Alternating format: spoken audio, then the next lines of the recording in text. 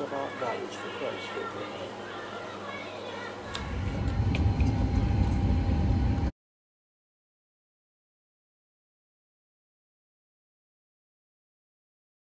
All right, Gospel Diaries. So it is what it is. We're at the airport. This is Reverend Harold Bailey. Say hello to the people. And a very pleasant good morning to you. Wow. So yeah, so we're on our way to Greenville, South Carolina. South Carolina. And since we're here, we're gonna go ahead and ask you a few questions, okay? It's all right. All right. So as we know, you are the founder of the Harold Bailey Gospel Singers. So kind of tell us how did that kind of get started? Well, it started as I was minister of music at the Tabernacle Baptist Church here in Chicago. That's correct, and it was the Tabernacle, built from the ground in times when steel was not permitted. Wow. Dr. Rawls was able to execute, and he got. And he built that institution, which then was the largest church in Chicago, Baptist church at that. It was, as I served as minister of music, I governed all of the choirs, of course. One day after service, two young ladies approached me, surprisingly so, and asked of me, could they venture to have me start a group? And I'm like, a group? My hands are filled, but they wanted a group. And I said, well, what would the name of that group be? And they said, the Harold Bailey Singers, of course. It startled me.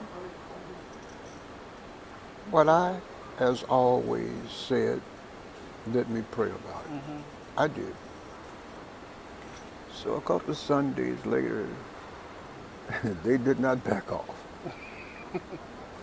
It was Dorothy Moore at that time, later Dorothy Moore Gunn, and Wilma Martin, later Wilma Martin Kidd.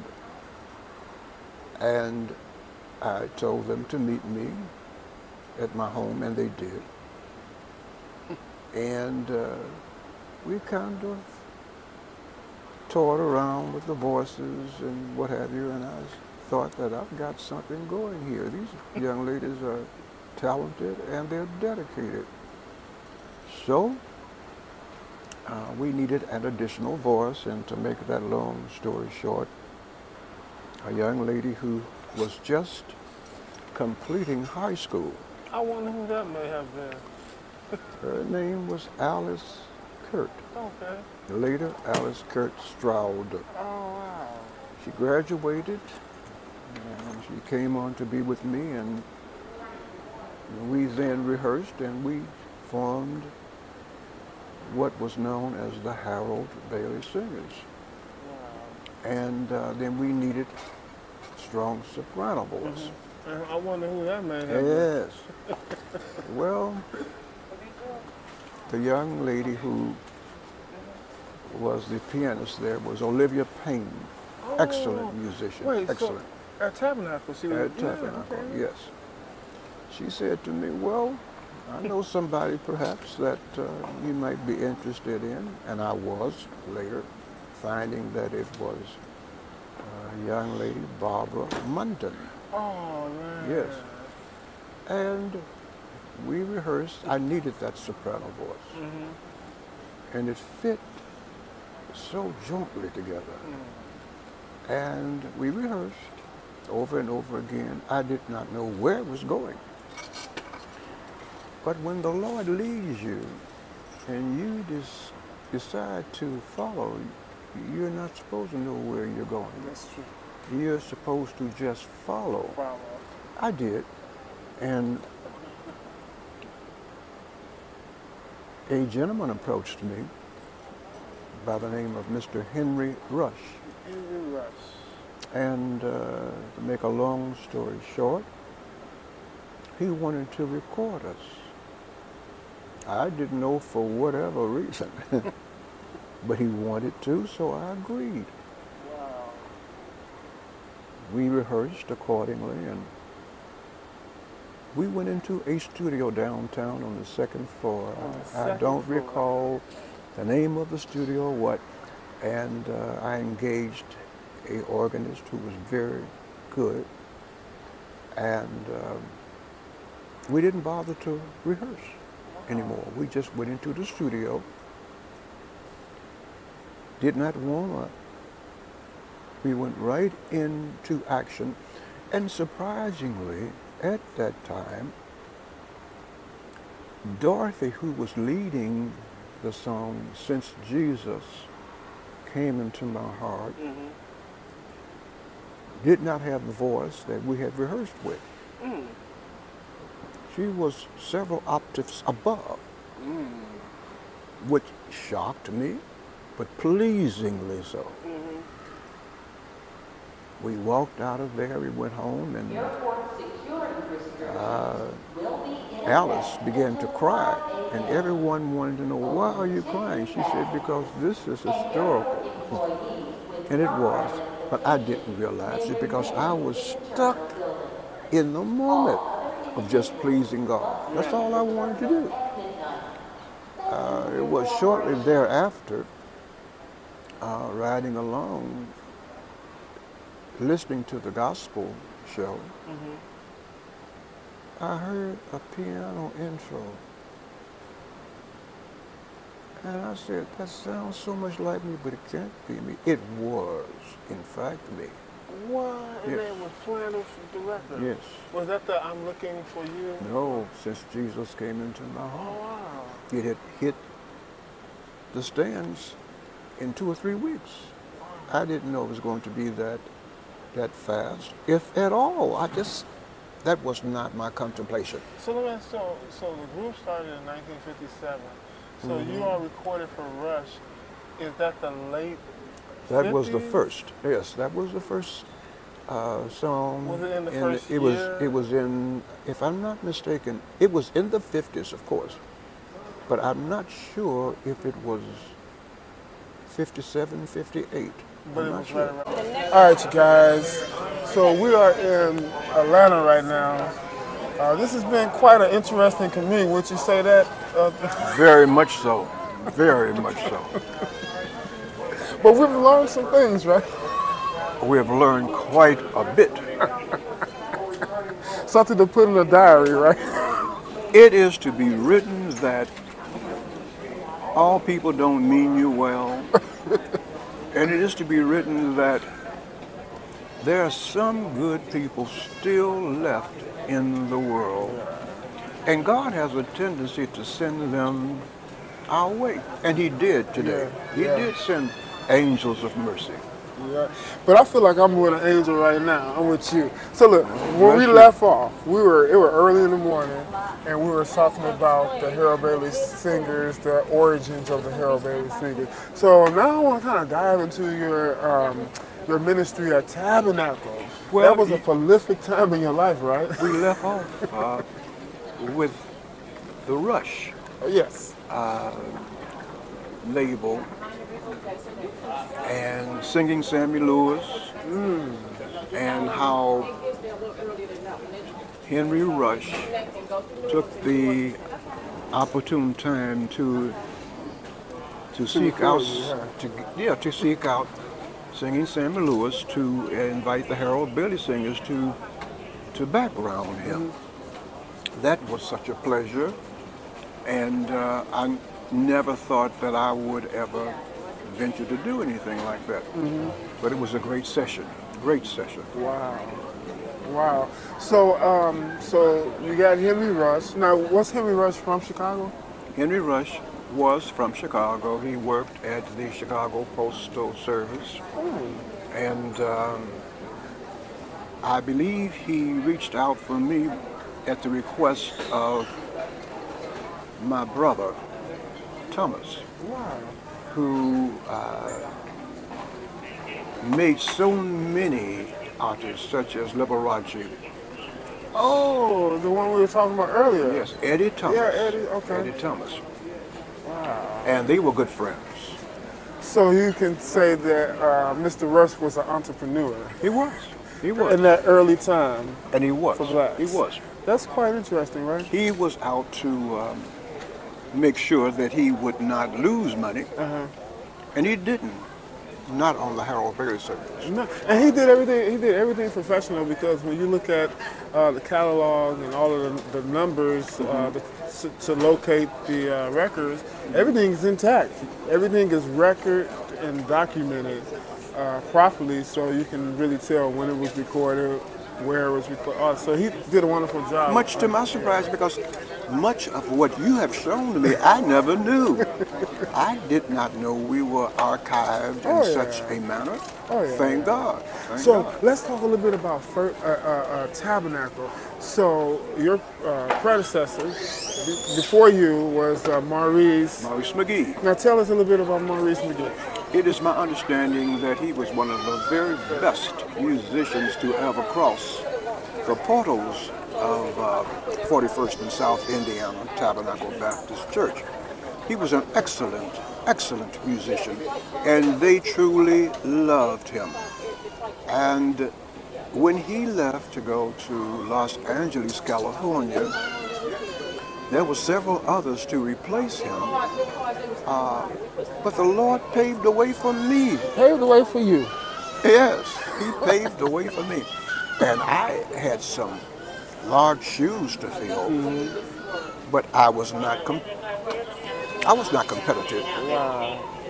I gave them what I had, but I had the love of the people. And you know what? Speaking of you gave them what you had, one of the stories that you told me is so powerful about when the Baptist convention was there at the church. What was the Progressive, right? Progressive Baptist. And what happened? They had the choirs from various churches to come and rehearse their songs, anthems, and the like. And they took a lot of time to do that, which I applaud them. But they gave very little time to gospel music. Oh, wow. And I think that was to bring the mindset up of the convention and to make it an outstanding affair.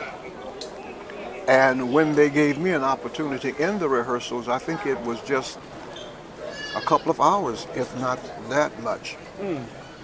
And so the night of the affair, the anthems were performed and all the other musical contributions, and they called on Reverend Harold Bailey to come and do a song called, what was it? Looking for me? No, I wasn't looking for me. I'll Be Somewhere. I'll Be Somewhere. Listening for my name. Somewhere listening. And I gave what I had, and the Lord blessed it in abundance. I've never seen anything like that to happen in a convention. I mean, the choirs, the people, they just respond so. And the next thing I know, I just left out, and they wanted me to go back, and I said, no, that wasn't my nature. I was never one to just keep going back for applauding to be applauded. That was not me. And I went out to sit with Dr. Rawls, and he just embraced me, and he kept saying, my son, my son. My son. Wow. It was a joyous occasion, and from there I learned a lot, and what I learned mostly was just depend on God and not man. Man will always fail you, and he'll leave much to be desired. But when you trust God watch out now. in all thine ways, do what? Acknowledge God, for he will do it. He will direct your path. And he did. And he did. Throughout my tenure there at Tabernacle. So look, so just want to pay homage to Olivia Payne, right? My Lord, Olivia Payne was one of the grandest pianists ever in the history of Tabernacle. when I would select music from gospel to anthems or the last 7 words of Christ, the Messiah, or whatever, I never contemplated whether or not Olivia could handle it. It was never in my thought. She would just master it. Wow. And she did master it. And she gave it to the public as such. Wow. So who are some of the individual, gospel artists of that particular time that came to Tabernacle? Who did you see there? I mean, you did tell me about the time, and I think this is a wonderful, oh yeah, when you said that they had sang you all under the pew, and you said you went looking for Sister Dorothy. Prior to their performance, they had on that bill the Davis sisters, if I'm not mistaken, the Soul Stirrers, and Dorothy Love and the Gospel Harmonettes. Well, I was in the back passing through, certainly. Oh, give me my bass. Oh, that's all right, sweetheart. Let it go, let it go, let it go, let it go. I have another one. Thank you so much. I was going through, and I passed through where all the singers were gathered, and they were having a great time. But I passed through one of the small rooms, and there was Dorothy Love Coates by herself, meditating and agonizing before the Lord. And I tell you, her agony penetrated me.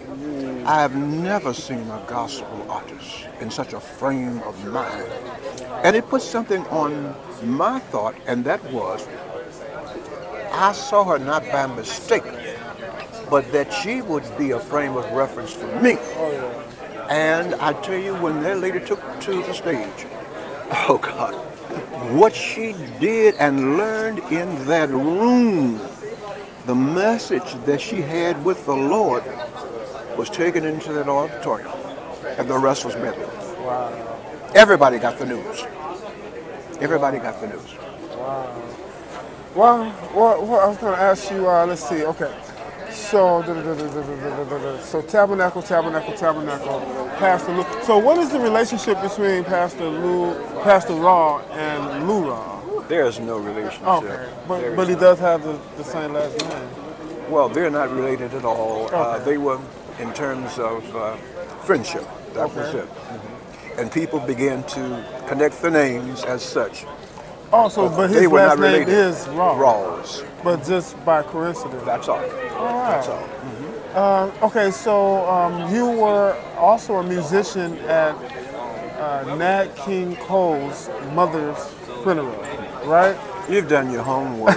Remember, so if you all, I'm gonna actually put that picture up. There's a picture of famed musician Eddie Robinson right in the what is it, the passageway on the side of the building that's they holding. had to carry Nat King Cole out. And you were in the building that day. Yes. I was playing the organ for that occasion, and it was an extremely long, grievous service, and it was overtaking a lot of people, and Nat King Cole could not bear his grief, and he passed out on numerous occasions, and they had to carry him out. And one of the people seen in the photo of carrying him out was Robinson, Eddie Robinson, the noted pianist. Yes. Wow. I gotta ask you this. So you were alive during Emmett Till was his body was mutilated. 14 years of age, Did you go I to the believe. funeral? No, I did not. But okay, you heard about everything during that time. Well, we were was right it around big, the corner right? from there. We were at 41st. So how was Chicago during that time when that happened? Petrified, terrorized by the fact that someone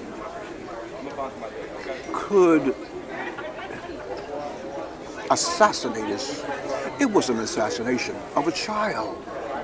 Kidnapping too. Yes. And it left an indelible impression upon the residents of Chicago, and certainly upon this individual. Right.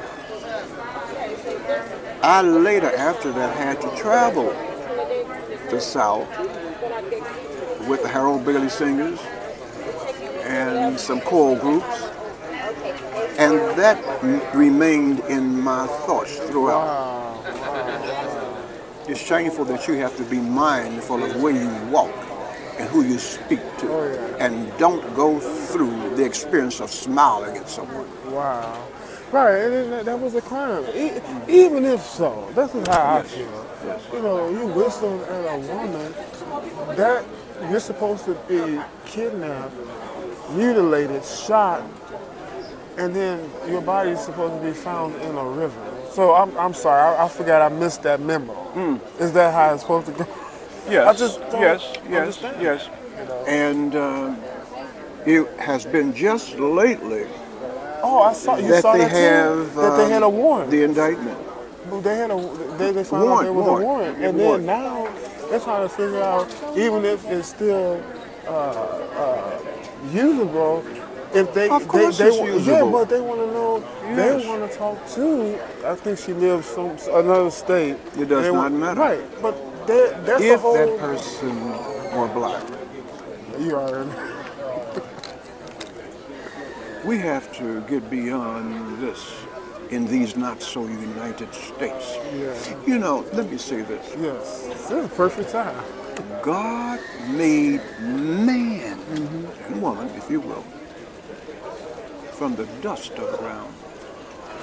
You didn't make a black man, didn't make a white man. Yes. He made man. And the word, if I'm not mistaken, it said that he made us out of his image. Now, wait a minute now. If we dislike who we see, we are really saying we dislike God because we're in his image.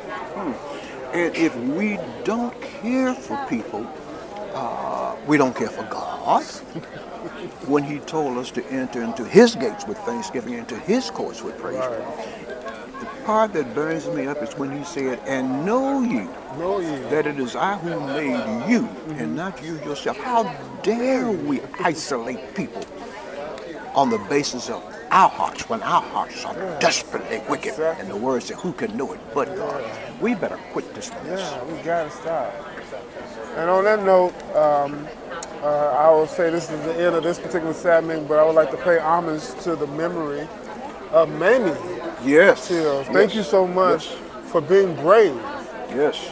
to have an open casket funeral to show to the world, Yes. you know, what they had done to your Courageous son. woman. And not only your son, it's the image of Yes. our community sons, you know. And we just appreciate that. And, We do. We do. pay homage and to that the entire life. family. Yeah, absolutely. And right before we go, I think that this is a great segue to go into the importance of the church, because when that happened, it was the church that consoled that family. It was Bishop Roberts that was there to give that extended touch of love and care and that family feeling. So before we go, I would just like for you to talk about the importance of a church family, because it seems like we have really strayed away from the church family. Like, we don't even eat in the church no more. We go out to eat. Remember Yes, when we do. they cooked and we all ate in the church? It was family. Right. So The church family. kind of elaborate on that before we go. Firstly, we have misunderstood what church is. Church is the body of true baptized believers in Christ. It is not a organization, it is a organism where Christ is the head and we are merely the members of the body. Christ is the head of this thing. We better not forget that. The church comprised of people who have love in their hearts, who take on the likeness of Christ. We would never go through what we're going through. It means that there's some hypocrisy in this thing. And you don't have to run very far to find it. And people keep saying it's in the church. No, it's not in the church. Where's that? Firstly, people say that Satan don't go to church. He beats you to church. He's there when you get there because it is a spirit. It is a spirit. And we constitute the church, the true baptized believers in Christ. We have the love of God. We have the patience and all the attributes of God.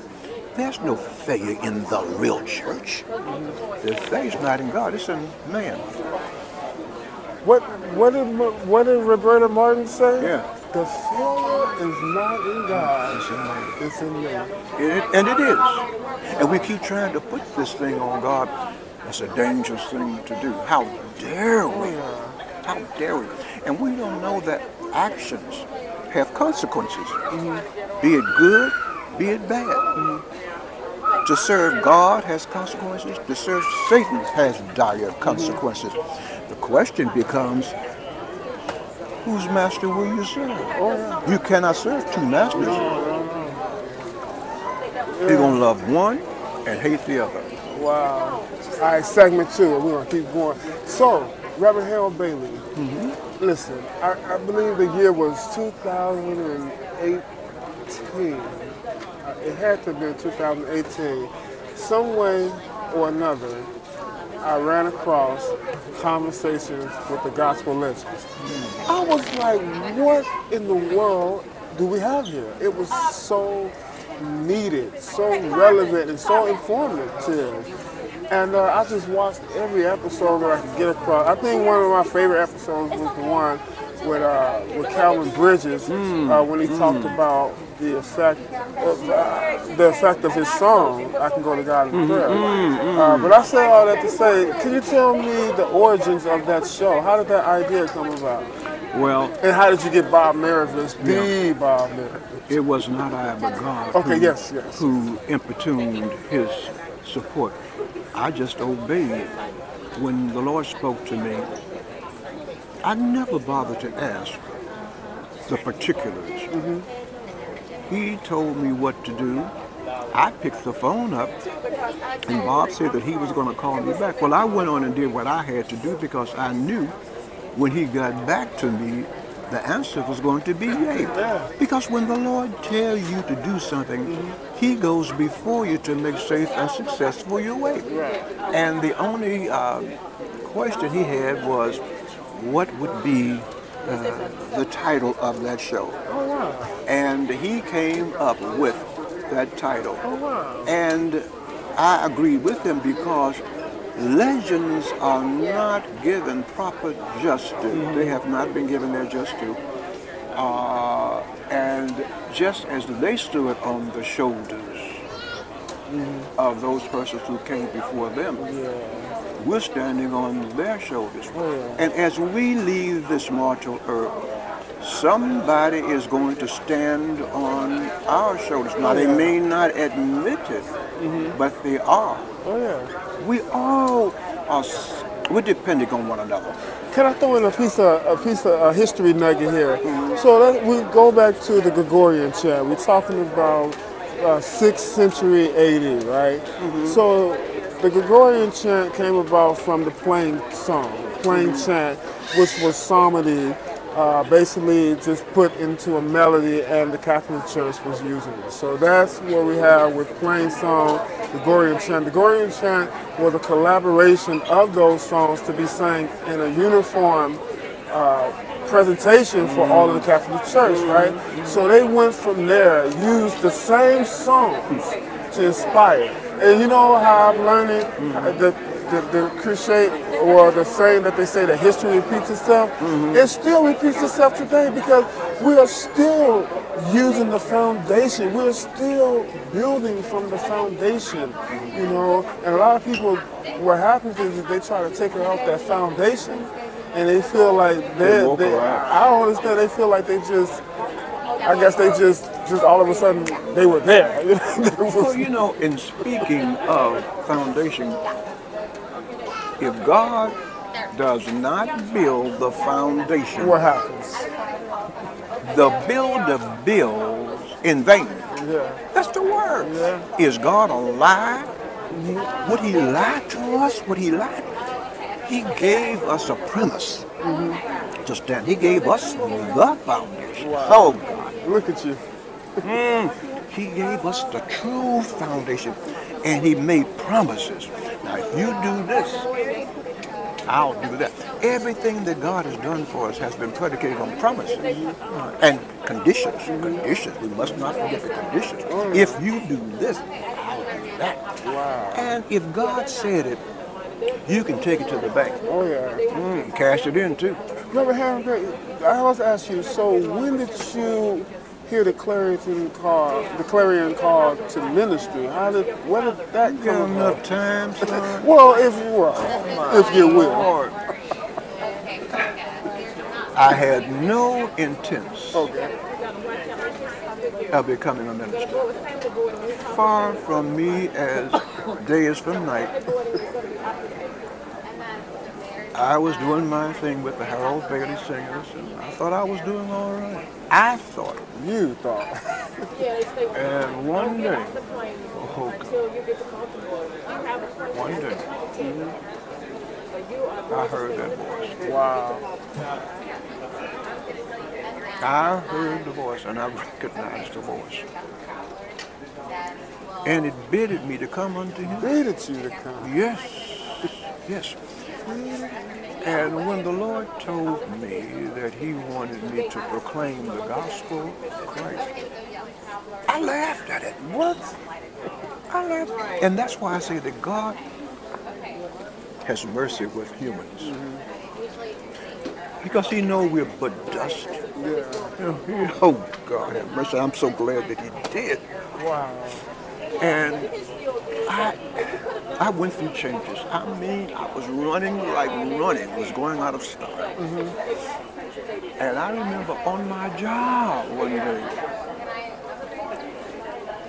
in a meeting, I heard God. Wow. Disturb my mind. Wow. And I said, what is this? Disturbed me in such a manner that I had to leave the meeting and go home. Leave the meeting. I did not excuse myself. I got up and left. Got home, fell on the bed, and wept before the Lord. Lord, please forgive me. Please forgive me. Give me another chance. And would you please give me confirmation in the flesh? In the flesh. As if anything is too hard for God. In a prayer meeting in Tabernacle, in the basement, I'll never forget. So you were already a musician. And I'm going to stay a musician, I thought, you know. Because I said, Lord, I'm already doing you a service. He said, no, you were doing yourself a service. And I'm down in the basement, minding my business in the prayer meeting, and all of a sudden I heard a ruckus coming down the stairs, speaking in tongues. And I'm sitting on the front row, and a woman came down those stairs dressed in chiffon. Wow. Flowing chiffon. Eric, I've never seen that in my life. She came down the stairs and she came up in front of the prayer band, right in front of me where I was seated. And she pointed at me. And she said, Harold, the Lord said, preach or perish, do or die. Wow. You know, that reminds me, well, not reminds me, but it's almost like the living version of the song, Just As I Am. Yes. Thou biddest me to come, O Lamb. What is it? Just As I Am. Just as I am. You remember that, right? He had to go just Without. as you are, without a plate. Just go on. And as the young folks say, be yourself. Because he knows yourself. Listen, if you have trouble with your automobile, instead of going to backyard mechanics, would you not, for better service, go to the manufacturer? God made us. He is the manufacturer. You don't have a plate, go to the manufacturer. He'll fix you up. Oh, yeah. He's the potter. He has the keys. We are merely the clay. Yeah. And I tell you, he said it to me, took all my excuses away. Oh, God. And I said, well, there it is. Wow. And just before this is over with, this segment, I just want to kind of talk about the importance of the lyrical structure of hymns, not the origins of hymns, but I'm talking about 17th century, 18th century hymns when it had the strophes and the refrains and added, it was more contemporary text opposed to being psalmody. Because when you think of the songs that are in the hymnal, those lyrics speak so much value. Am I right or wrong? Or am I just came talking from God. Thank you. Directly from the So fountain. what it to you? That's the answer to it. Listen to the voice of God. I guess that's the reason why the hymns are so important, because that's God speaking. And they wrote from their experience. Yes. And let me tell you something else. We better be careful, because S.A.P. Jones wrote hymnals. Yes. There was the first, second, third, fourth, and often the fifth verse. And each verse went deeper into the story. Deeper. And we keep singing the first verse over and over and over again. We miss the whole image. Yes, we do. We do. And the refrain too. The refrain, it just brings the point on home. It does. And we don't really sing. We really need a class on hymns. We lost a lot. How to sing them. But you know what? It's not too late. No. Let me say this to you. Okay. This is not a mistake. Okay. Come on now. Do I have anyone on the concourse that can God take a knew passenger down this to meeting ground would take place transportation? before the foundation of the world. Looking down the quarters of time, saw Eric and Billy sitting here, and Billy looking crazy. But the word of God going forth. Yeah. Whoever God sets out to speak to, he promised it would not return back to him void. And it will not return back to him void. Whatever he wants, he will achieve. And he is achieving it. This is not a mistake. All right. Why did you do that? All right. So look, here we go. Here's the Hero Barely Sing. So tell us the panel, well, the roster. To your left, you have Dorothy Moore Gunn. Next is Lottie Woods Hall. I think we're on our way to see her. Right? We are, we are. And next is Alice Kurt Stroud. And next is Barbara White. Wow. And then who is this guy right here? Well, that's the young version of Harold Bailey. Wow. Well, listen, you guys. Thank you all for watching. Thanks for watching. The next episode is going to feature Miss Lottie Hallwood. Did I say it right? Yes, I did. And say bye to the people. Be blessed. Obey God. Hear Him. Listen intently. And then obey what you hear. Wow. Bye, you guys. Love on someone and change a life.